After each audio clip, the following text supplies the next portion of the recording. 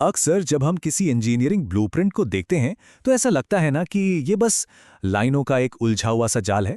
लेकिन सच बताऊं तो जो चीज़ हमें एक भ्रम या कंफ्यूजन जैसी लगती है वो असल में एक बेहद सटीक, संरक्षित और पूरी तरह से गुप्त भाषा है।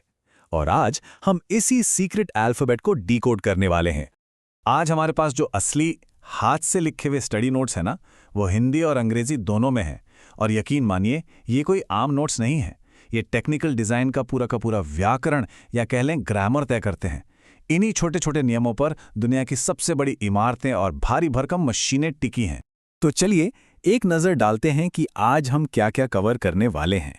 शुरुआत करेंगे ब्लूप्रिंट अल्फ़ाबेट के बेसिक रूल्स से, फिर कंटिन्यूअस ब्रेक लाइंस, उसके बाद डैश्ड डॉटेड लाइंस, फिर थिन चेन लाइंस की कॉम्प्लेक्सिटी को समझेंगे और आखिर में कुछ बहुत ही खास modified thick chain lines. Section 1, the blueprint alphabet यानी नियम तय करना।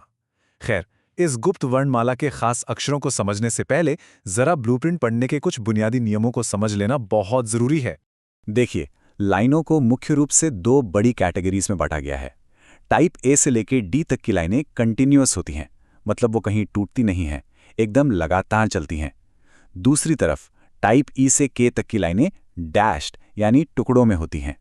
कोई भी लाइन लगातार चल रही है या बीच बीच में टूटी हुई है, ये उसकी सबसे पहली और सबसे बड़ी पहचान होती है। अब जरा यहाँ सटीकता का लेवल देखिए। एक मोटी लाइन यानी थिक लाइन ठीक 0.5 मिलीमीटर की होती है, मीडियम लाइन 0.3 मिलीमीटर और पतली लाइन सिर्फ 0.2 मिलीमीटर की। मतलब सोच कर देखिए, 1 मिलीमीटर का आधा हिस्सा भी एक लाइन का पूरा मतलब बदल कर रख देता है। बिल्कुल माइंड ब्लोइंग है ना? आगे बढ़ते हैं सेक्शन 2 की तरफ, कंटिन्यूअस ब्रेक लाइंस, जहां हम टाइप सी और डी को डिकोड करेंगे। ये वो लाइनें हैं जो किसी चीज की सीमाओं को या उसके टूटने के स्थानों को दर्शाती हैं। अब यहाँ जो सबसे दिलचस्प बात है वो है ये नंबर 0.12 मिलीमीटर। ये टाइप सी लाइन की अविश्वसनीय मोटाई है, या यूं कहें कि इसका पतलापन है। ये लिटरली एक इंसान के बाल से भी ज्यादा बारीक हो सकती है, लेकिन इसका काम बहुत बड़ा होता है। इस टाइप सी लाइन को शॉर्ट ब्रेक लाइन भी कहा जाता है। ये एकदम पतली, लगातार चलने वाली और फ्री हैंड लहरदार लाइन होती है। इसे एक तरह का विजुअल बॉर्डर समझ लीजिए, जो हमें ठीक ठीक बताता है कि कोई चीज या ऑब्जेक्ट कहां पर खत्म हो रहा है। इसी कैटेगरी में एक और कमाल की लाइन है, टाइप डी, जिसे सिलिंड्रिकल या मोटी ब्रेक लाइन भी कहते हैं। इसमें एक बड़ा ही साफ जिगजैग पैटर्न होता है। अब सोचिए, अगर किसी बहुत लंबे सिलेंडर को एक छोटे से पन्ने पर दिखाना हो तो क्या करेंगे? ड्राफ्टर्स इसी जिगजैग शॉर्टकट का इस्तेमाल करते हैं। स्पेस बचाने का क्या शानदार तरीका है। चलिए, अब आते हैं सेक्शन 3 पर, डैश्ड डॉटेड लाइंस, और एंट्री होती है टाइप ई की। यहां हम कंटिन्यूअस लाइन से आगे बढ़कर पहली डैश लाइन के सटीक मेजरमेंट को गहराई से समझेंगे।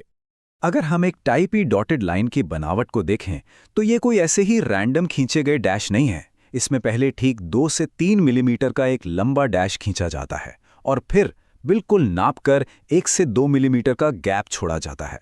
मतलब यहाँ खाली जगहें भी उतनी ही सख्ती से मापी जाती हैं जितनी कि खुद लाइन। आसान भाषा में कहें तो टाइप ई एक मोटी डैश्ड या चेन लाइन है, जिसे हम सब आमतौर पर डॉटेड लाइन कह देते हैं। और हाँ, इसकी मोटाई 1 मिलीमीटर होती है, जो अभी थोड़ी देर पहले हमने जो पतली लाइनें दिखी थी उनके मुकाबले काफी ज्यादा मजबूत, बोल्ड और एकदम स्पष्ट होती है। Section 4, thin chain lines, type G की जटिलता। अब हम एक बिल्कुल नए लेवल पर जाने वाले हैं, जहां एक ही लाइन के अंदर अलग अलग लंबाई के डैश मिलाए जाते हैं। चलिए देखते हैं कि यह पैटर्न आखिर बनता कैसे है। टाइप जी का ये 3 हिस्सों वाला मिलीमीटर पैटर्न बड़ा ही यूनिक है। सबसे पहले एक 9 से 12 मिलीमीटर का लंबा डैश, फिर 2 से 3 मिलीमीटर का गैप और फिर 1 से 2 मिलीमीटर का एक छोटा डैश, और यही पैटर्न बस लगातार रिपीट होता रहता है। अब देखिए, ये सिर्फ 0.2 मिलीमीटर पतली टाइप जी लाइन 3 बहुत ही क्रिटिकल काम करती है। G1 के रूप में ये सेंटर लाइंस दिखाती है, G2 के तौर पर सिमिट्री या सममिति की लाइनें, और G3 के रूप में ट्रेजेक्ट्रीज यानी रास्तों को दर्शाती है। आसान शब्दों में ये लाइन वो ज्योमेट्री हमें दिखाती है जो असल में वहां दिखती ही नहीं है। और अब आते हैं सेक्शन 5 पर, मॉडिफाइड थिक चेन लाइंस, जहां हम H, J और K में महारत हासिल करेंगे। ये इस पूरे एनालिसिस की सबसे कॉम्प्लेक्स और एडवांस्ड कैटेगरी है, जिनके बहुत ही स्पेसिफिक इंडस्ट्रियल इस्तेमाल होते हैं। टाइप एच लाइन, जिसे ब्रेकिंग प्लेन लाइन भी कहते हैं, दिखने में बड़ी अजीब होती है। ये दोनों सिरों और किनारों पर एकदम मोटी होती है, लेकिन बीच में अचानक से पतली हो जाती है, जिसमें 15 से 30 मिलीमीटर का एक लंबा डैश होता है। सोचिए, एक ही लाइन का वजन किनारों से बीच तक आते आते लिटरली बदल जाता है। इंडस्ट्रियल मशीनरी की बात करें तो टाइप जे का काम बहुत ही खास है। ये एक मोटी चेन लाइन है जिसका इस्तेमाल सिर्फ और सिर्फ उन सतहों को दिखाने के लिए होता है जिन्हें किसी खास ट्रीटमेंट की जरूरत है। मतलब ये एक साधारण सी दिखने वाली लाइन किसी मशीनिस्ट को बिना कुछ कहे बता देती है कि यहां पर कोई स्पेशल प्रोसेस करनी है। तो यहाँ जो सबसे ज़रूरी बात याद रखने वाली है वो है टाइप के डबल डैश लाइन का एकदम कड़ा गणितीय अनुपात। ये एक पतली सी लाइन होती है जिसमें 2 छोटे डैश होते हैं, लेकिन इनके बीच का स्पेस हमेशा 6:1 से 4:1 के फिक्स्ड रेशियो में ही रखा जाता है। इसमें कोई कॉम्प्रोमाइज़ नहीं होता। अब इस ड्राफ्टिंग की भाषा की गहराई देखिए। टाइप के 5 बहुत ही थ्योरेटिकल और खास इस्तेमाल हैं। K1 आसपास के हिस्सों की आउटलाइन है। K2 मूव होने वाले पार्ट्स की एक्सट्रीम पोजीशन है। K3 सेंट्रॉइडल लाइनें हैं।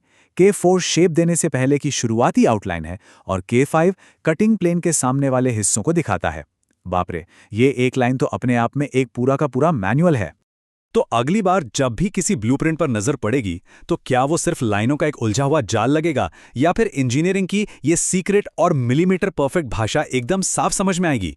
बिल्कुल, इस छुपी हुई शब्दावली को समझने के बाद हमारे आसपास की इस तकनीकी दुनिया को देखने का नजरिया पूरी तरह से बदल जाता है। ऐसे ही सीखते रहिए और इस कमाल की इंजीनियरिंग को महसूस करते रहिए।